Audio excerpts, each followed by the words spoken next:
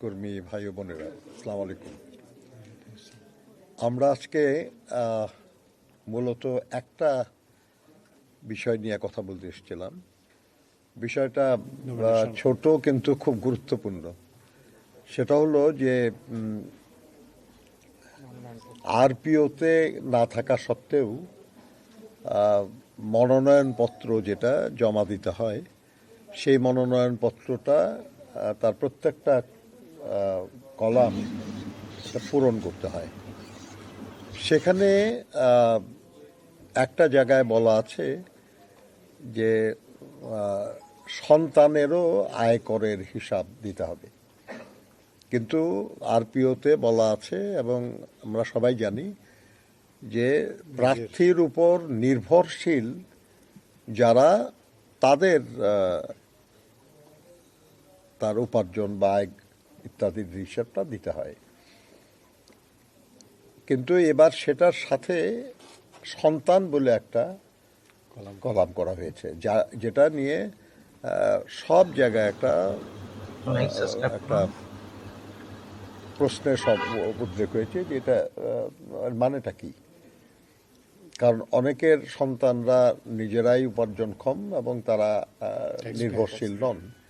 অনেকেই দেশের বাইরে থাকেন, অনেকেই আলাদা ট্যাক্স পেয়ার, নিজেরা আলাদাভাবেই ট্যাক্স পেই তারা আর কি। তো এই বিষয়টা নিয়ে একটা জটিলতা হয়ে গেছে, যার জন্য আমরা নির্বাচন কমিশনকে একটা চিঠি দিয়েছি এবং দিয়ে তাদের সঙ্গে আজকে আমরা কথা বললাম যে এই বিষয়টা যদি খুব দ্রুত স্পষ্ট করা না হয়, যদি এটা থেকে যায় এইভাবে, তাহলে খুব সঙ্গত কারণেই সমস্যার সৃষ্টি হবে। তো প্রধান নির্বাচন কমিশনার মহোদয় এবং তার সঙ্গে যারা ছিলেন, মানে নির্বাচন কমিশনার ছিলেন এবং সিনিয়র সচিব মহোদয় ছিলেন, তারা সবাই একমত আর কি যে আসলে তারা এটা মিন করেন না। তারা মিন করেছেন নির্ভরশীল যারা, তাদের আর কি, যারা সব সন্তানকে মিন করেন নাই। তো আমরা বললাম তাহলে যে এই যে সন্তান লেখা আছে এর মানেটা কি? ব্যাপারটা কনফিউজিং। সেই জন্য তারা রাজি হয়েছেন যে তারা এটা ব্যাখ্যা দেবেন এবং এটা সবাইকে জানিয়ে দেবেন যে এই সন্তান শব্দটার অর্থ হলো নির্ভরশীল সন্তান। তো সেটা হলে আমরা মনে করি যে সমস্যা দূর হয়ে যায় আর কি। তো এটা এটা আমাদের দলের প্রার্থীদের জন্য না, যত প্রার্থী আছেন, অন্যান্য দলের প্রার্থী যারা আছেন তাদের জন্য এবং ইন্ডিপেন্ডেন্ট প্রার্থী যারা, তাদের জন্য এটা কার্যকর হবে। অর্থাৎ সবার জন্যই আমরা মনে করি এটা উপকার হলো আর কি। এটাই মূলত আজকে আলোচনার বিষয়বস্তু ছিল। আর এমনি কথায় কথা আমরা আলোচনা করেছিলাম সোশ্যাল মিডিয়ায় এআই এর ব্যবহারের মানে সমস্যাটা নিয়ে, যে টেকনোলজি কল্যাণকর এবং উন্নয়নের জন্য বলেন, সমৃদ্ধির জন্য বলেন, সব কিছুতেই টেকনোলজি গুরুত্বপূর্ণ এবং প্রয়োজনও। কিন্তু এর অপব্যবহার এটা সমাজ এবং সভ্যতা বা উন্নয়ন সব কিছুর জন্যই ক্ষতির কারণ। কাজেই যদি এআই বা টেকনোলজির অন্যান্য মাধ্যম ব্যবহার করে যদি কেউ অপপ্রচার করে কিংবা যদি কেউ মানহানিকর কিছু করে, তাহলে এই ব্যাপারে নির্বাচন কমিশন যেন শক্ত ভূমিকা নেয়, সেটার জন্য আমরা বলেছি। নির্বাচন কমিশনের একটা অফিস আছে, তারা এটা দেখাশোনা করে এবং বাংলাদেশের বিভিন্ন প্রতিষ্ঠানেরও, সরকারি প্রতিষ্ঠানগুলি, তাদেরও নিজস্ব মেকানিজম আছে। তারা সবাই মিলে এ ব্যাপারটা খেয়াল রাখবেন এবং আরও সক্রিয় হবেন তারা বলেছেন।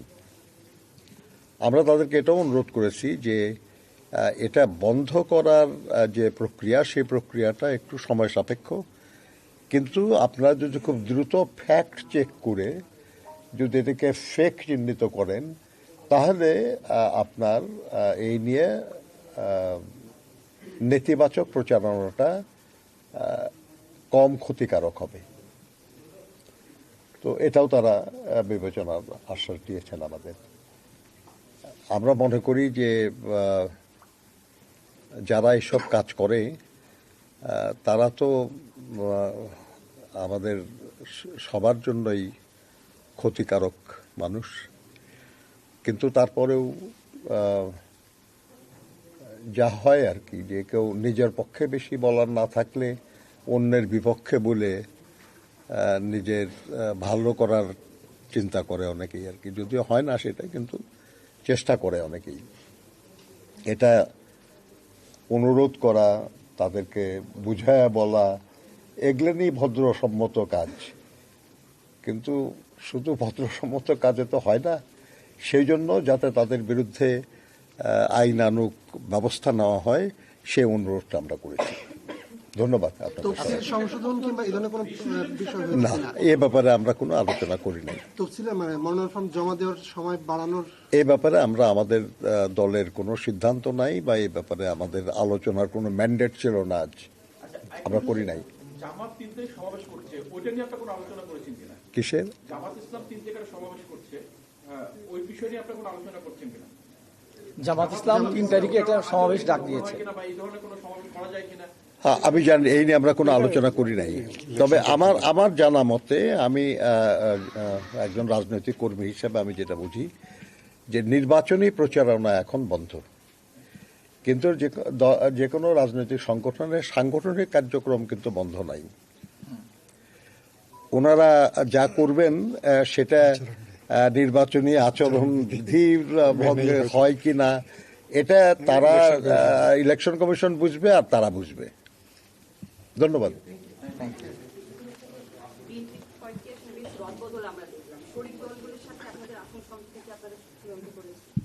বুঝলাম না। বেশ কয়েকটি রদবদল আমরা দেখেছি, প্রায় 11টি বা 12টি আসনে শরিক দলগুলোর সাথে আসন সমঝোতা কি চূড়ান্ত করা হয়ে গেছে? শরিক দলগুলির সঙ্গে আলোচনা করে করা হয়েছে অনেক কিছু, তারপরেও এখনো সময় আছে, মানে এখনো চূড়ান্ত হয়নি। একেবারে চূড়ান্ত তো ভাই, কোনো কিছুই কি চূড়ান্ত আসলে? আমার আপনার জীবন, এই আলোচনা, এই প্রেস ব্রিফিং, এই আপনাদের প্রশ্ন এবং তার জবাব, কোনটা চূড়ান্ত ভাই? শোনা যাচ্ছে যে এনসিপির সঙ্গে জামাতের অ্যালাইন হচ্ছে, জোটবদ্ধ হচ্ছে নির্বাচনে। এই বিষয়ে বিএনপি কিভাবে দেখছে, বা বিএনপি কিভাবে দেখছে এটা? বিএনপি একটা গণতান্ত্রিক রাজনৈতিক দল হিসাবে সব রাজনৈতিক দলের স্বাধীন সিদ্ধান্ত গ্রহণের অধিকার স্বীকার করে। যদি কোনো রাজনৈতিক দল তার আদর্শ, ঘোষিত আদর্শ, সেটা অনুযায়ী যদি অন্য কোনো রাজনৈতিক দলের সঙ্গে সম্পর্কিত হতে চায়, সে অধিকার তাদের আছে। অবশ্য আমরা এটাও দেখলাম আর কি, যে তাদের এই সিদ্ধান্ত না, তাদের এই ভাবনার সঙ্গেই দ্বিমত পোষণ করে তাদের অনেক নেতৃবৃন্দ দল ছাড়ার ঘোষণা দিয়েছেন।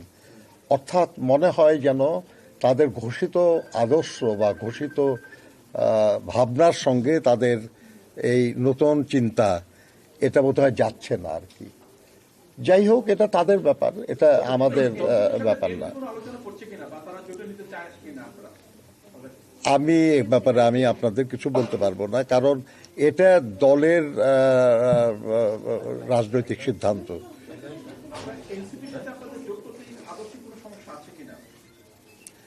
না, আদর্শ সমস্যা কি আছে? বা এক নম্বর হলো যে আমরা মনে করি যে আমরা সবাই দেশপ্রেমিক রাজনৈতিক দল, আমরা বিশ্বাস করি গণতন্ত্রে, আমরা বিশ্বাস করি দেশের উন্নয়নে। তবে সব ব্যাপারেই যদি একমত হতাম আমরা, তাহলে তো এক দল করতাম, তাহলে তো আলাদা দল